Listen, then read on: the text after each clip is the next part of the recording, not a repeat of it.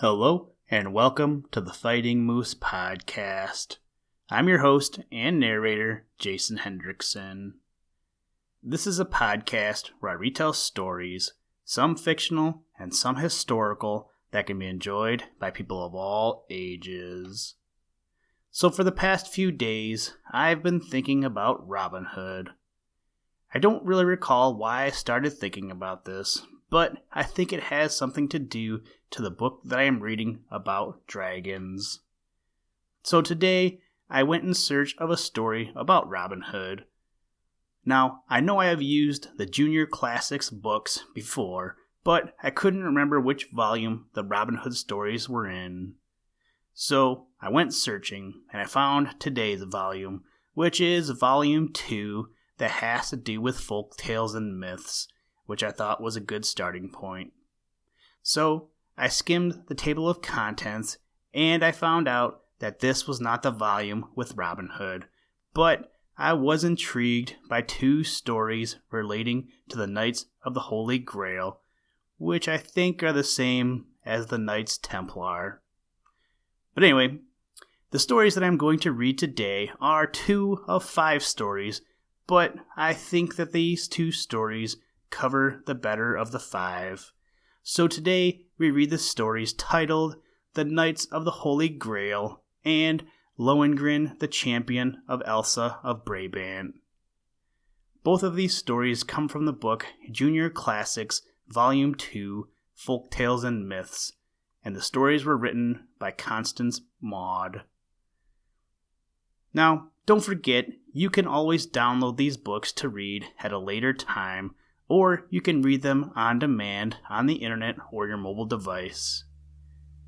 To be honest, I don't really know if anybody else but myself has read off the Gutenberg database since I started this podcast, but if you haven't, I suggest giving it a try.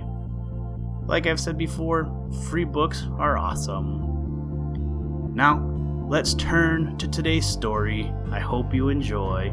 Let's begin. Liftoff. We have a liftoff.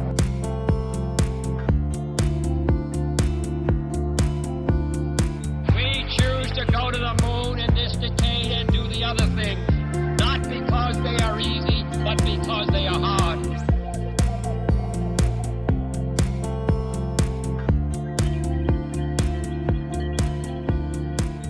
The Knights of the Holy Grail. Far away in the mountains of Spain, there dwelt a holy band of knights, vowed to the service of all those in distress or need. The famous knight Parsifal was at this time king of the order, and under his reign the Knights of the Holy Grail were unsurpassed for valor and truth. When any cry of distress went up to heaven, the great bells of the Grail Temple would commence to swing slowly to and fro, and at this sign the knights assembled in their temple, whatever the hour, day or night.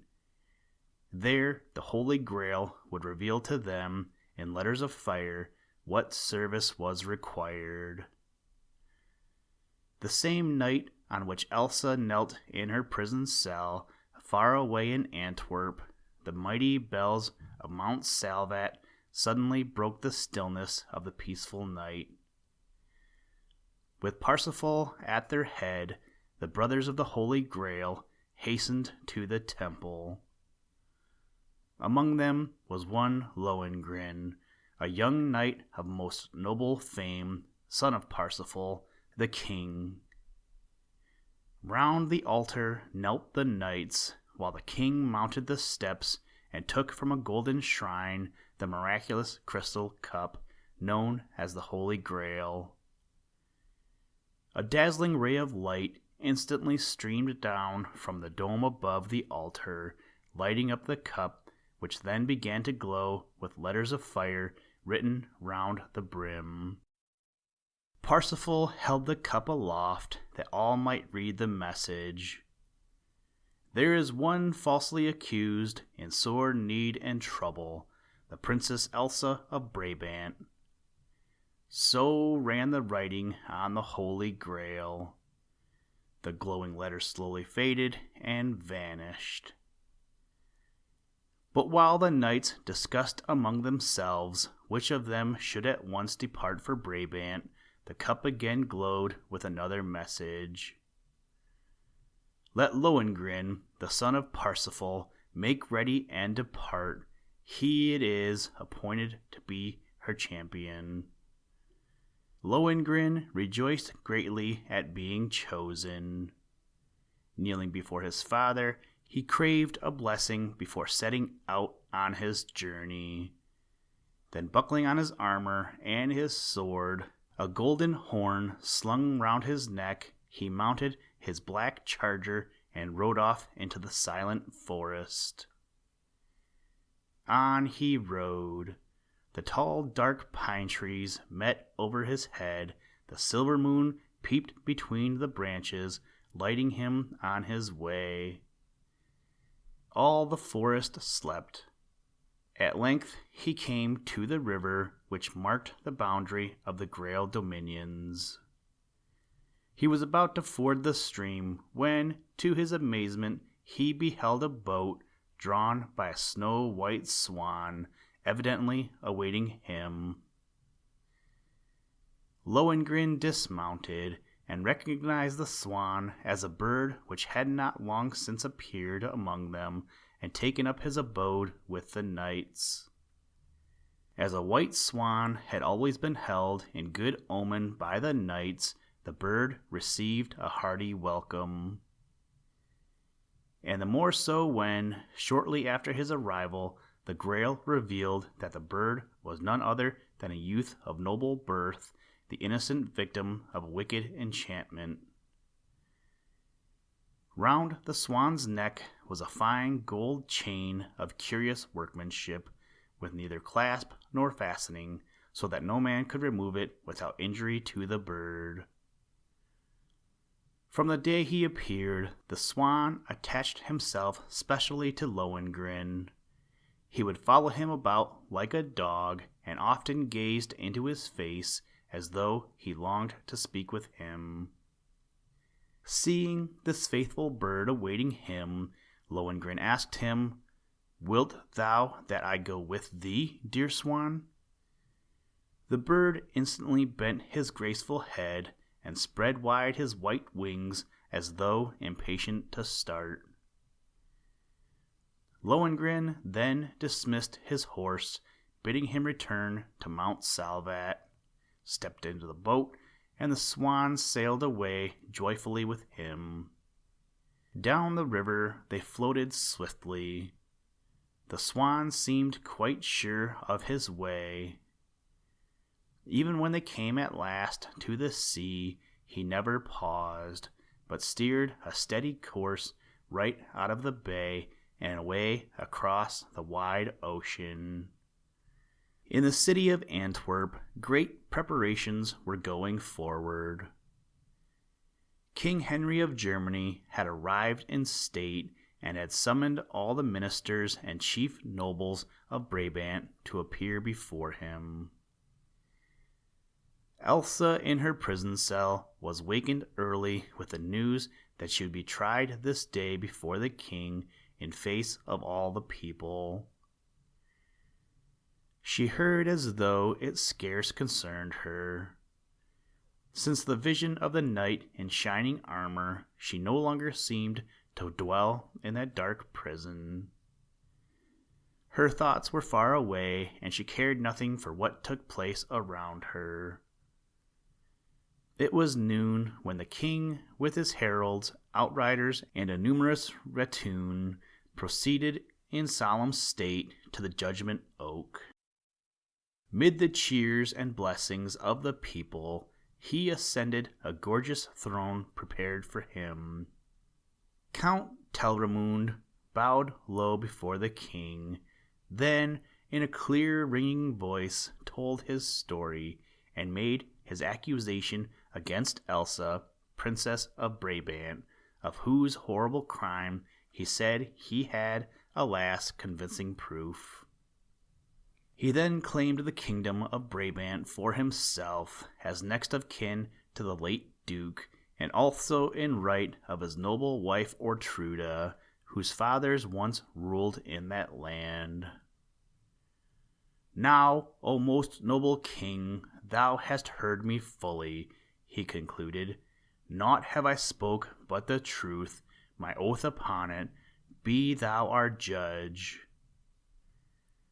The crowd shuddered with horror at the story of Elsa's crime.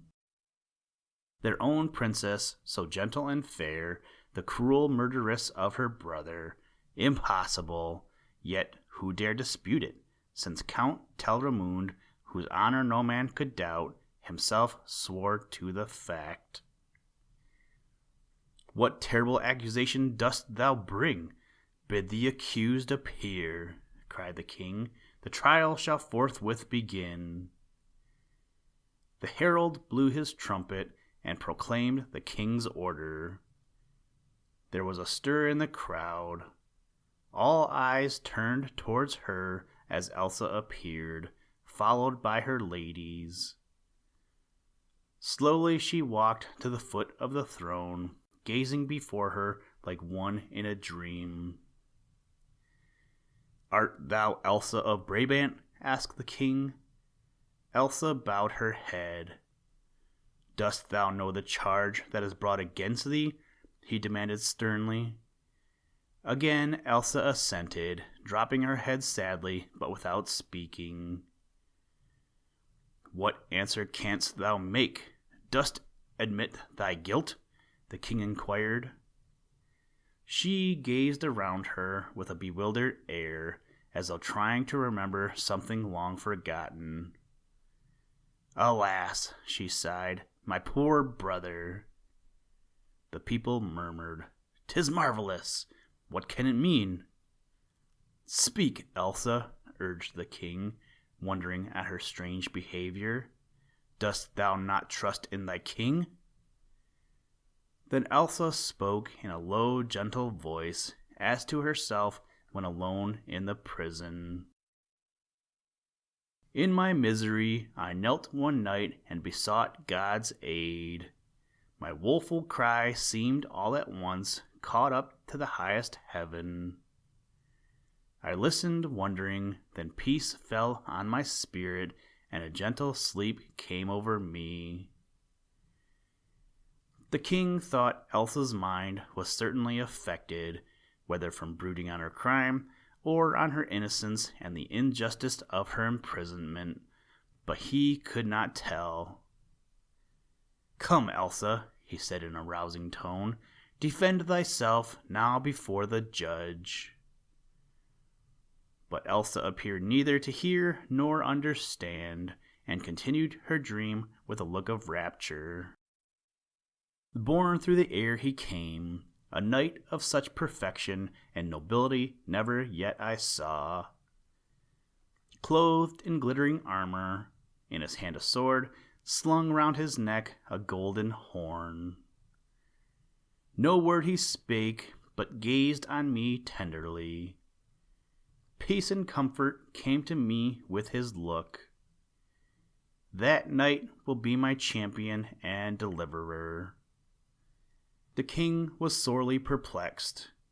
This dreamy maiden hardly seemed like a criminal.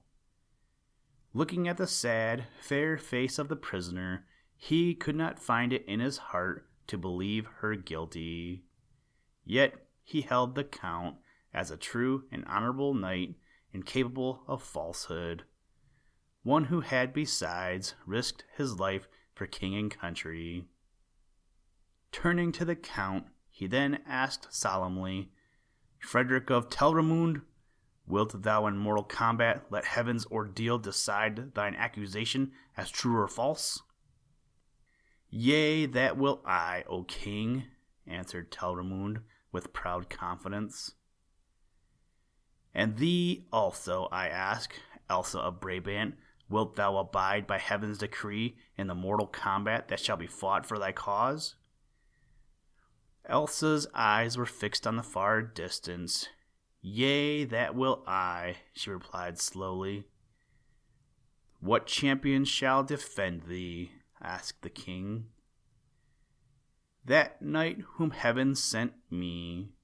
He and none other shall be my champion," replied Elsa, "and this is the reward I offer.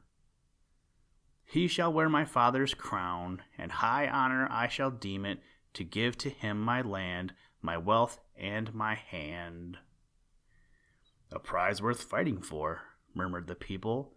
Their hearts beat true to their princess, in spite of appearances against her. "Let the summons go forth," cried the king. The heralds and trumpeters then marched to the outposts and proclaimed the challenge, so that all might hear it far and near. "Let him who will fight in mortal combat for Elsa of Brabant now appear." There was a long pause, and breathless silence followed. The echo of the trumpet's blast died away into the distance, but no one appeared in answer to the call. Elsa listened, looking round on all sides with anxious, expectant gaze. "O gracious king," implored Elsa, "I beseech thee, let the call go forth once again to summon my knight. He dwells so far he is not heard." "Let the summons go forth yet once more," he ordered. Again the heralds proclaimed the challenge. There followed a longer pause and a longer silence. No one stirred. The people scarcely seemed to breathe. So great was the suspense and expectation.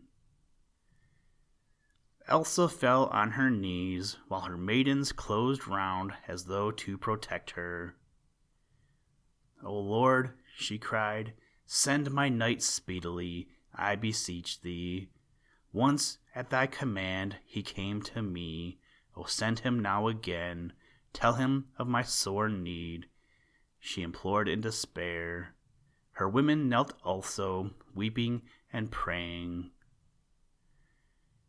Suddenly a cry went up from the people standing near the river bank. "See, a wondrous sight! A swan drawing a boat, and standing in the prow, behold a knight in shining armor. Lo, he comes with utmost speed." All rushed forward eagerly to see. The king from his throne looked towards the river and beheld the amazing sight. Elsa, on her knees, listened spellbound, in a transport of joy. Frederick of Telramund, struck dumb with awe and astonishment, looked at Ortruda. Her face had turned to an ashen hue. Her glittering eyes were dull, as though the light within had suddenly gone out. She gazed at the swan with greater terror than had he been a dragon. "'Tis a miracle of heaven!" exclaimed the men. The women on their knees cried joyfully, "O God be thanked! He hast heard our prayer. Hail to the heaven-sent one who comes to save the guiltless." The boat now reached the bank. Lohengrin stepped lightly to land, and then turned lovingly to the swan. "My thanks to thee, beloved swan," he said. "Return now o'er the waters to the blessed land from whence we came. Faithfully hast thou fulfilled thy task. Farewell, beloved swan." He gazed sadly after his faithful companion as the swan slowly turned and swam away. The crowd made way for him eagerly as Lohengrin advanced to the king's throne and bowed low. As he raised his head, Elsa turned and uttered a cry of joy at beholding none other than the knight of her vision. "Hail, royal Henry! May the blessing of heaven ever rest on thee," said Lohengrin. "Welcome, sir knight," replied the king graciously. Surely by a miracle divine thou art come to this land. I have been sent, O king, to fight for the honor of an innocent maiden in sore need and distress, answered Lohengrin. Then, going before Elsa, he asked her, Wilt thou trust thy cause to me, O Elsa of Brabant? Wilt thou take me for thy champion without doubt or fear? Elsa raised her eyes to his. My deliverer, my knight, with my whole heart do I trust thee, she answered. Lohengrin knelt and, taking her hand in his, asked, And if, with heaven's help, I win this fight for thee, wilt thou consent to be my bride? I am thine only, my knight. All I have I give thee gladly, said Elsa with shining eyes. One promise wilt thou give me? To thee I will promise anything, Elsa answered readily. Then, if thou desirest, as I, that nothing part us ever, that thy people and thy country become from henceforth my people and my country, never shalt thou ask of me my name and race, or whence I come, said Lohengrin earnestly. Never will I seek to know thy secret. Thy love is enough for me, naught else do I desire. But Elsa, think well what it is I ask, urged Lohengrin. Never must thou desire this knowledge, and never must this secret between us cause thee sadness. Elsa was troubled that Lohengrin repeated his request. There was nothing in the world she would not gladly grant to him, her champion, her deliverer. Thou hast never doubted my innocence, she answered. Dost thou not trust in me?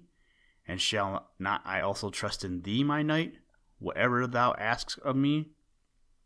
Then Lohengrin stood forth, and in a ringing voice that all might hear, proclaimed, Hear now, all ye people, and ye nobles of Brabant. I hereby declare, before heaven and before all men, by my honor as a knight, that free from every shadow of guilt is this maiden Elsa, Princess of Brabant. False and unfounded is thy black charge, Frederick of Telramund, and that will I prove by heaven's ordeal. Telramund advanced with angry mien and flashing eyes. What magic brought thee here, sir stranger? I know not. Thy talk is bold enough, but my answer is not in words. This, my good sword, shall defend mine honor. May victory be to right and truth, say I. Lohengrin turned towards the throne. We await thy command, O king, to commence the combat. The king ordered the fighting ring to be measured, and this being done, he then besought heaven that in this fight victory might be, not as in other fights, to skill and strength, but to the one on whose side was right, and all the people fervently echoed the good king's prayer. Scarce a breath could be heard. Every eye was fixed on the gleaming swords as they cut the air like flashes of lightning and clashed with sharp, ringing strokes. A few intense moments, which seemed to Elsa's beating heart a very eternity, then a crash of falling armor, a wild shout from the people, and the fight was over. Telramund had fallen. Over him, like an angel of judgment, stood Lohengrin. Through heaven's victory, thy life is mine, he cried. I give it thee again, that thou mayest use it for repentance. Victory! Victory! Hail to the hero! Shouted 1,000 glad voices. The victory I owe to thy innocence alone, said Lohengrin to Elsa. All that thou hast suffered shall now be atoned to thee. Then Lohengrin and Elsa were lifted on the shields of the nobles, and all the people marched round them in a triumphal procession, shouting a hymn of joyful thanksgiving, in which the good King Henry himself joined lustily. Only Ortruda and the defeated Telramund stood sullenly apart. Woe is me! mine honor and fame are undone, muttered the Count. It would seem indeed that heaven is against me. Ortruda, with clenched hands, asked herself in dismay, who can this be, before whom even I feel my powers weaken? Who, and from whence? Listen, Tranquility Base here. The Eagle has landed. That's one small step for man. One giant leap for mankind.